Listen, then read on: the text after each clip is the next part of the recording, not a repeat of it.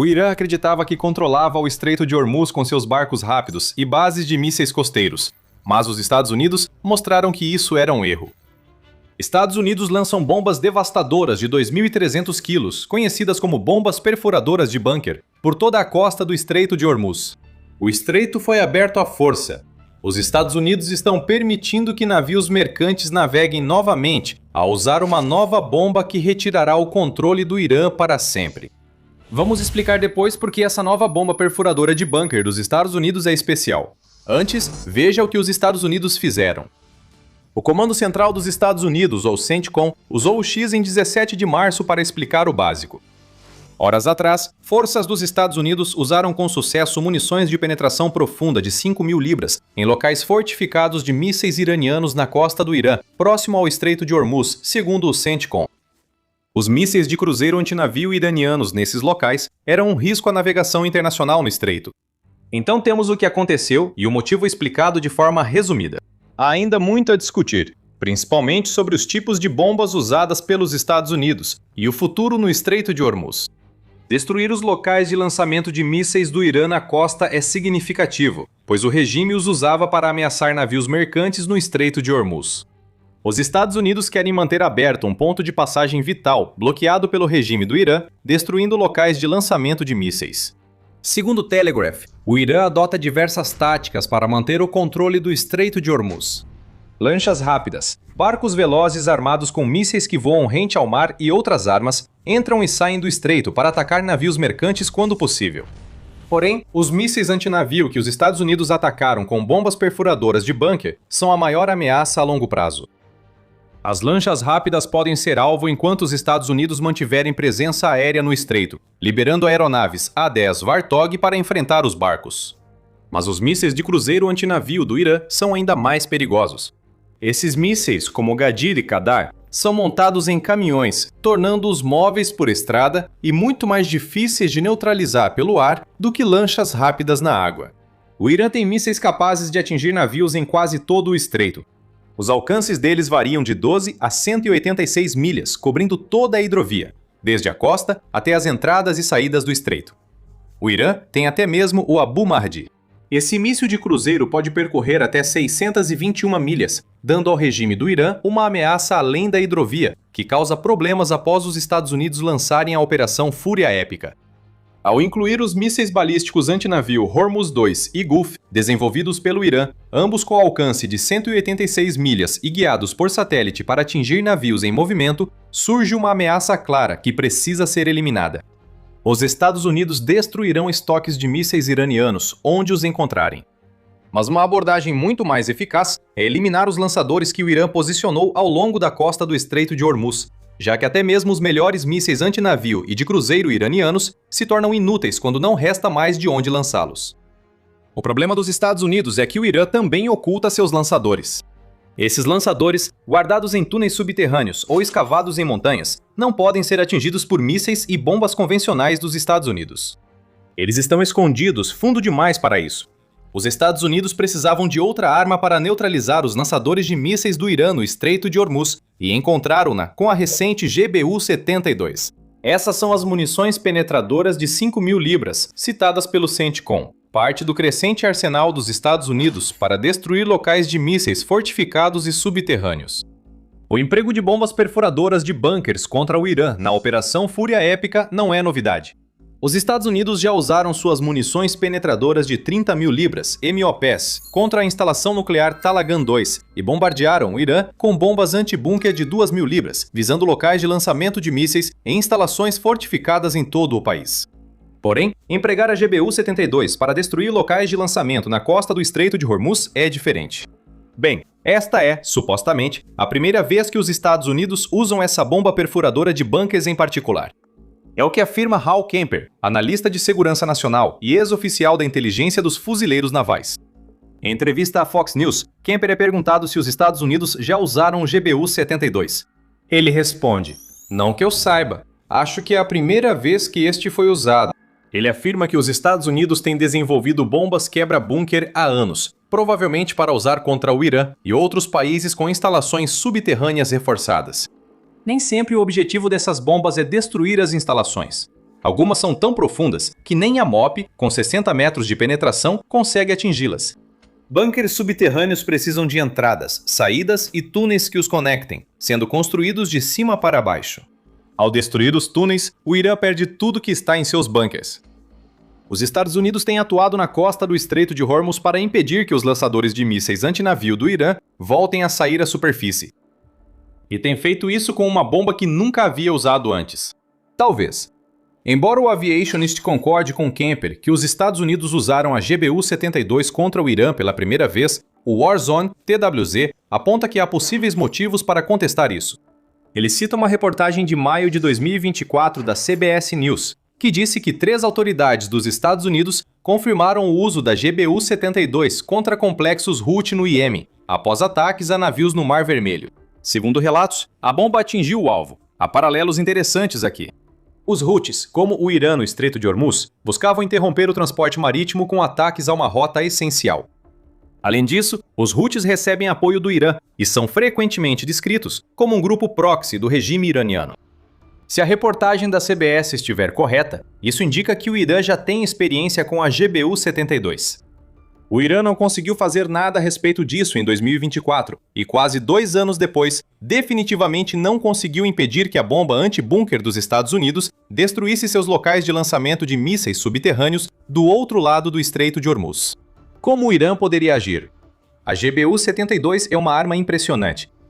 Vamos explicar por quê, mostrar como os Estados Unidos lançaram a nova bomba anti-bunker e o impacto para o Irã no Estreito de Hormuz. Antes de fazermos isso, esse é o tipo de tema que tratamos no O Show Militar. Se quer esse tipo de análise, inscreva-se no canal, pois explicamos tudo assim semanalmente. Voltando à GBU-72, há um motivo pelo qual Israel buscou adquirir essa nova bomba penetradora dos Estados Unidos.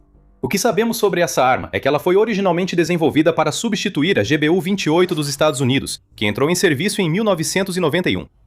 É outra bomba penetradora de 5.000 libras, mas após mais de 30 anos de uso, talvez não seja tão eficaz contra os bunkers subterrâneos do Irã quanto foi para outros alvos fortificados. A Força Aérea dos Estados Unidos revelou a GBU-72 em 2021 ao anunciar sua liberação bem-sucedida de um F-15E Strike Eagle em testes. Isso também indica como os Estados Unidos empregaram sua bomba no Estreito de Hormuz. Fique com a gente para saber mais. Também surgiram fotos em 2024 de bombardeiros B-1 carregando GBU-72 em suportes externos, indicando que os Estados Unidos têm pelo menos 2 opções para empregar essas bombas devastadoras. Os B-1 estão atualmente na Força Aérea Real Barefoot, prontos para voar em novas missões a qualquer momento. O Irã já foi abalado pelos GBU-72 uma vez. Talvez o Irã tenha que lidar com mais deles muito em breve. Quanto à bomba em si, o TWZ diz que ela combina uma ogiva penetrante Blue 138B com uma variante do kit Joint Direct Attack Munition, ou JODAM, que os Estados Unidos usam em suas bombas quebra-bunker de 2.000 libras. Esse kit de cauda combina sistemas de navegação por GPS e inercial para permitir que os Estados Unidos lancem suas bombas em um alvo a partir de uma distância segura, o que, por sua vez, minimiza a ameaça que as defesas aéreas do Irã poderiam representar para a aeronave que dispara a bomba. Não que essas defesas fossem grande ameaça. O Irã tenta se proteger dos ataques aéreos dos Estados Unidos com bolsões isolados de defesa, após as operações Fúria Épica e Leão Rugente de Israel destruírem cerca de 85% da defesa aérea iraniana, segundo o Centro de Pesquisa e Educação ALMA. Curiosamente, o TWZ acrescenta que a ogiva GBU-72 parece combinar explosivos AFX-757 com PBXN-109. Isso é relevante, pois é a mesma combinação usada na MOP citada antes.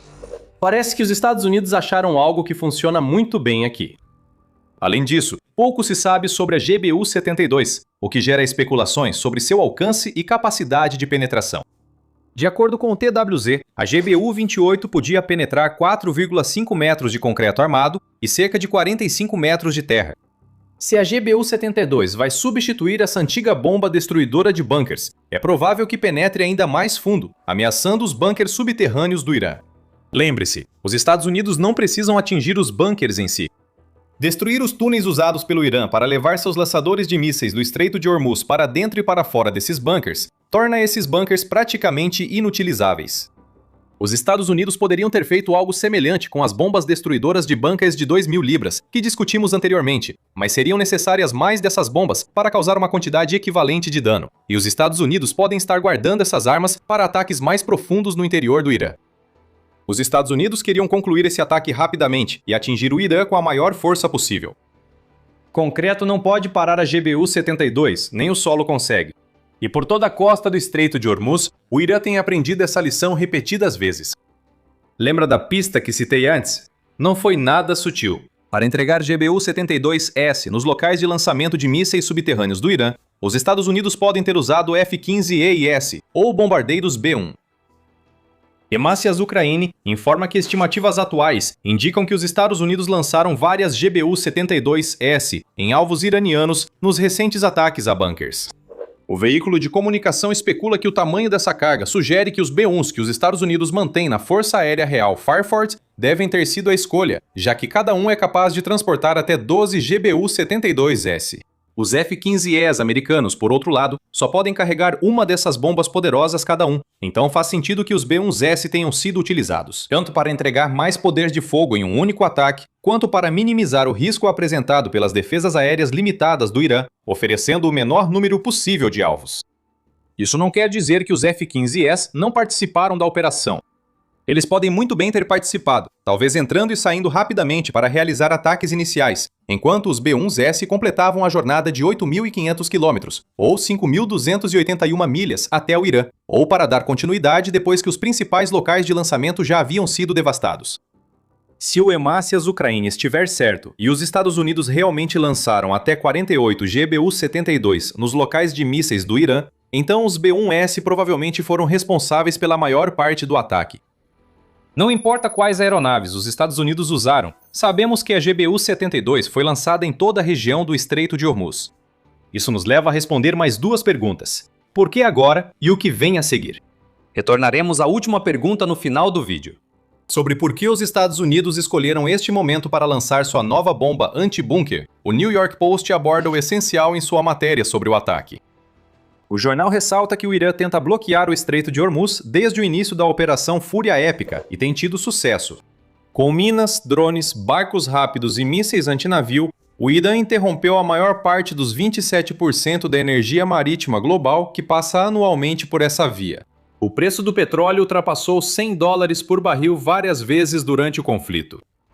O Irã acredita que pode pressionar os Estados Unidos a cancelar a Operação Fúria Épica por meio de suas ações.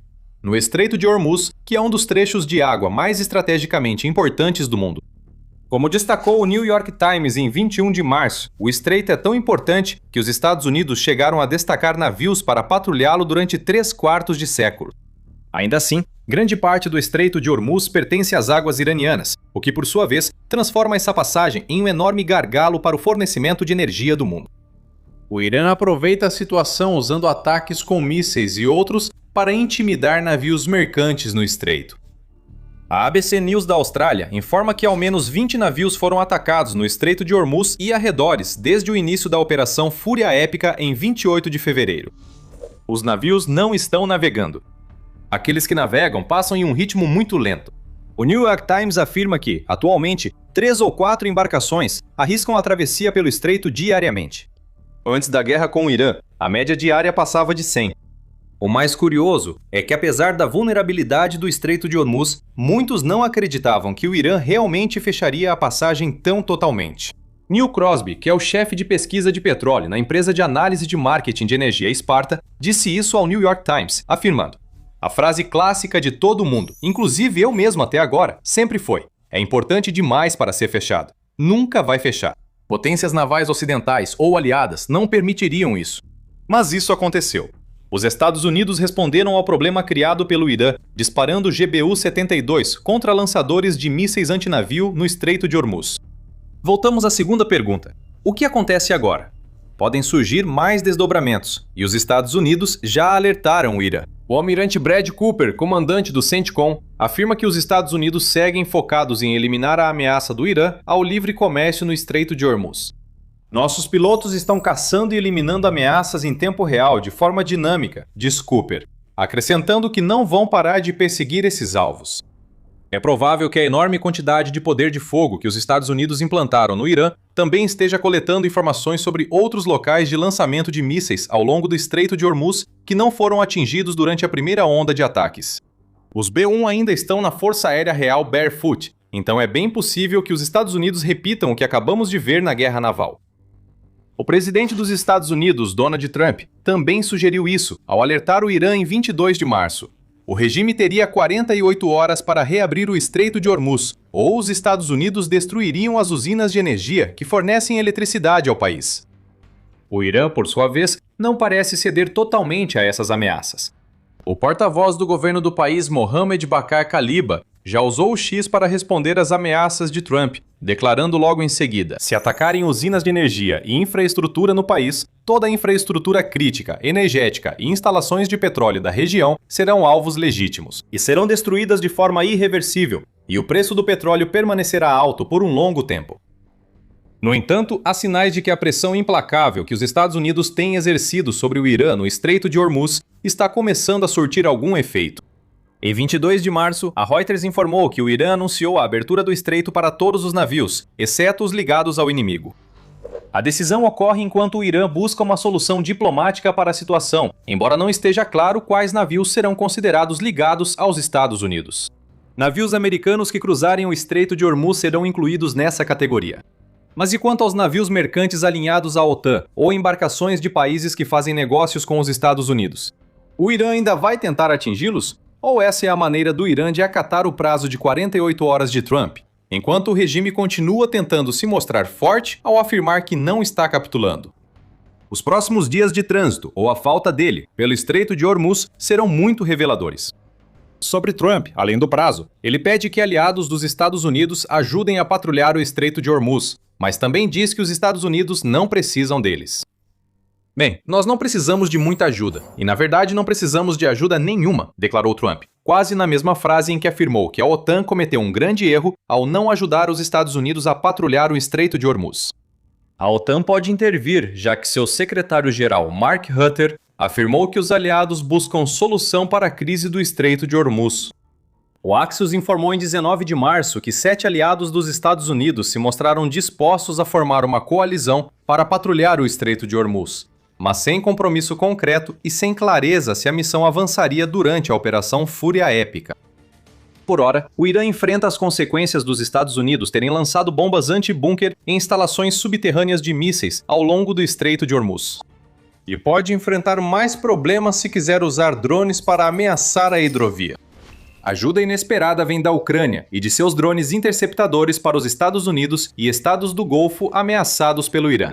Confira nosso vídeo para saber mais e inscreva-se no The Military Show para acompanhar as novidades da Operação Fúria Épica.